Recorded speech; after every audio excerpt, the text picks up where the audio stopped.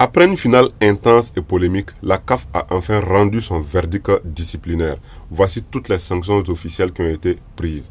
La finale de la CAN 2025, remportée par le Sénégal par un score de 1-0 en prolongation, a été marquée par des incidents, protestations, interruption du jeu, joueurs quittant le terrain, contestations virulentes contre l'arbitrage et autres débordements.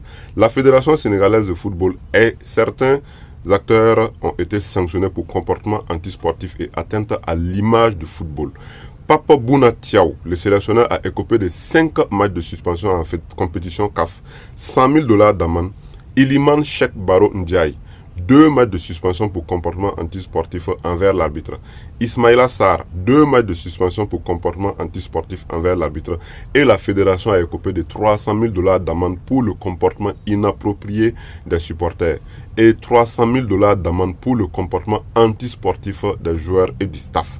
15 000 dollars supplémentaires pour comportement disciplinaire collectif.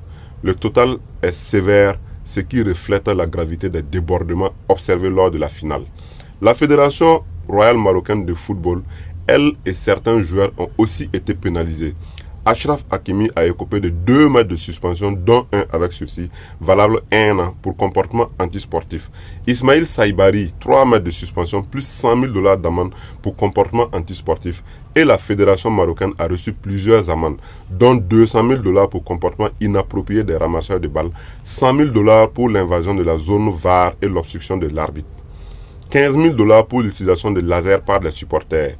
Le total des amendes de la Fédération marocaine s'élève à plusieurs centaines de milliers de dollars. La CAF a rejeté la protestation déposée par la Fédération marocaine contre le Sénégal, déclarant que les violations alléguées n'étaient pas justifiées pour modifier le résultat final. Les sanctions sont applicables uniquement dans la compétition CAF, donc pas pour les matchs de Coupe du Monde ou autres compétitions externes. La CAF a voulu envoyer un message fort. Le respect de l'arbitrage, des règles et de l'intégrité du jeu est primordial. Même une finale ne met pas un pays au-dessus du fair play. Voilà les sanctions officielles de la CAF après une finale qui restera gravée dans l'histoire. Dis-moi en commentaire, tu trouves ces sanctions justes, trop sévères ou mesurées?